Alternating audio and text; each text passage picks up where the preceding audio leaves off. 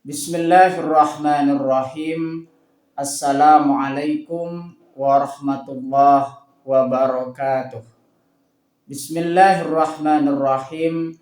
Bersyukur kepada Allah dengan mengucapkan Alhamdulillahirabbil alamin. Bersolawat kepada Rasulullah dengan mengucapkan Allahumma sholli ala Sayyidina Muhammad wa ala ali Sayyidina Muhammad. Alhamdulillahirabbil alamin. Kita masih dipertemukan kembali oleh Allah Subhanahu wa taala di dalam sosial media, dan media merupakan wadah bagi kita untuk kita bisa menjalin tali silaturahim, membangun ukhuwah Islamiyah yang semakin kuat, kokoh ke depannya. Semoga hidup kita selalu diberkahi oleh Allah Subhanahu wa taala di dunia dan juga di akhirat. Amin ya rabbal alamin. Para sahabat-sahabat saya yang saya hormati, yang saya juga ta'zimi, pada kesempatan kali ini topik yang akan saya bahas yaitu sebagian dari Asmaul Husna yang judulnya adalah Al-Mughni. Jadi pembahasan kita di situ pada kesempatan kali ini judulnya adalah Al-Mughni. Al-Mughni adalah salah satu Asmaul Husna yang memiliki arti Allah Maha Pemberi Kekayaan atau yang Maha Mencukupi. Jadi makna dari Al-Mughni di situ mengajarkan kepada kita, menjelaskan kepada kita bahwa Allah Subhanahu wa taala Maha Pemberi Kekayaan atau yang Maha Mencukupi. Ini menunjukkan bahwa Allah Subhanahu wa taala adalah sumber segala kekayaan dan kecukupan. Jikalau manusia mendapatkan kekayaan, makanya di situ sumber kekayaan yang diterima oleh manusia tersebut berasal dari Allah Subhanahu wa taala. Dialah Allah Subhanahu wa taala yang Maha memberikan kekayaan atau yang Maha mencukupi terhadap kebutuhan makhluknya, baik dalam hal materi maupun non materi. Segala apa yang diberikan oleh Allah Subhanahu wa taala ke dalam hidup kita di situ sangat kompleks sekali, sangat luas sekali, berbagai aspek kehidupan, baik di situ materi maupun non materi. Materi seperti yang kita bisa lihat, seperti yang kita bisa pegang. Sedangkan in materi atau non materi yaitu sesuatu yang kita bisa rasakan melainkan tidak bisa dipegang atau tidak berwujud benda. Oleh sebab itu, maka Allah Subhanahu wa taala di situ Maha Pemberi Kekayaan atau Maha Mencukupi. Al-Mughni. Allah memberikan kekayaan kepada siapa saja yang dikehendakinya, dan kekayaan itu hanyalah titipan dari Allah Subhanahu wa taala. Perlu kita ingat lagi, perlu kita tanamkan lagi dalam hati kita, dalam diri kita, bahwasanya yang bisa memberikan kekayaan di situ hanya Allah Subhanahu wa taala semata kepada seluruh makhluknya, khususnya di sini manusia. Dan kekayaan yang diberikan oleh Allah Subhanahu wa taala di situ hanyalah titipan dari Allah Subhanahu wa taala semata. Bagaimana kalau misalkan ibarat ada orang yang menitip terhadap kita, maka kita harus menjaganya. Apalagi yang titipan tersebut merupakan titipan dari Allah Subhanahu wa taala. Makanya kita harus menjaga, merawat titipan dari Allah Subhanahu wa taala, kemudian menggunakannya sebaik mungkin untuk berada di jalan Allah Subhanahu wa taala semata. Penjelasan lebih lanjut lagi mengenai tentang Al-Mughni di sini. Yang pertama, penjelasan yang pertama adalah kekayaan materi. Al-Mughni berarti Allah memberikan kekayaan materi kepada siapa saja yang dikehendakinya. Ini bisa berupa harta benda, bisa berupa rizki, bisa berupa kesehatan dan lain sebagainya. Jadi penjelasan mengenai tentang al-mughni di situ kekayaan materi maksudnya di sini bahwa segala apa yang kita peroleh, segala apa yang kita dapatkan di situ yaitu berasal dari Allah Subhanahu wa taala. Ini berkaitan dengan kekayaan materi, termasuk harta benda, termasuk kekayaan, termasuk juga kesehatan dan juga lain sebagainya yang bentuknya adalah materi.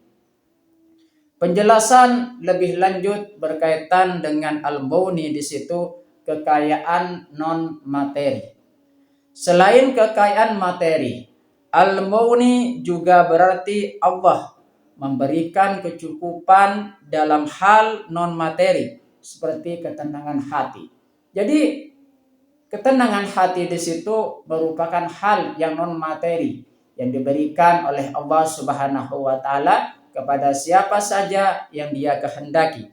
Makanya cara mendapatkan ketenangan hati tentunya kita bisa mendekat kepada Allah Subhanahu wa taala yang Maha Tenang, yang Maha Damai. Karena kita butuh kedamaian, maka kita harus dekat kepada Allah Subhanahu wa taala. Ketenangan hati, ilmu pengetahuan. Ilmu pengetahuan juga termasuk kepada kekayaan non materi. Kesabaran termasuk kepada kekayaan non materi, dan kebahagiaan termasuk juga kepada kekayaan non materi. Kekayaan non materi di situ sangat penting kita miliki. Karena mengapa di situ? Karena kekayaan materi termasuk kesabaran, kunci sukses. Orang sukses di situ kuncinya salah satunya adalah kesabaran. Dan juga ingin bahagia, salah satu contohnya di situ yaitu kita dekat kepada Allah Subhanahu wa taala dan juga kita dekat kepada sesama manusia. Sayang, cinta kepada Allah Subhanahu wa taala, juga cinta kepada sesama. Kekayaan non materi di situ termasuk juga di dalamnya adalah cinta. Ketergantungan, penjelasan lebih lanjut mengenai tentang al-mughni di situ ketergantungan kepada Allah Subhanahu wa taala. Sebagai hamba Allah di situ kita harus menyadari bahwa semua kekayaan yang kita miliki berasal darinya. Jadi apa di situ? Segala apa kekayaan yang kita miliki di situ berasal dari Allah Subhanahu wa taala semata.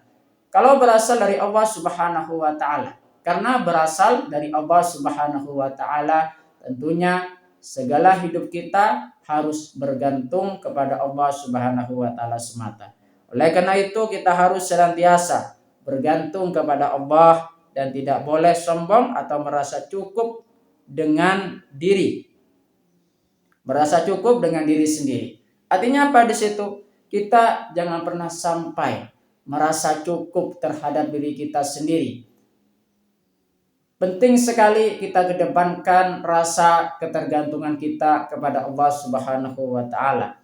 Jangan kita mengedepankan diri kita sendiri dalam berbagai macam hal. Kita harus gantungkan, kedepankan Allah terlebih dahulu, karena Allah Subhanahu wa taala yang Maha mengetahui terhadap sesuatu, yang Maha menguasai terhadap diri kita, yang Maha kaya dan Maha pemberi kekayaan dan Maha pemberi kecukupan. Yang selanjutnya mensyukuri nikmat. Kita harus mensyukuri segala nikmat yang telah diberikan oleh Allah Subhanahu wa taala dan menggunakannya untuk hal-hal yang diridhoinya.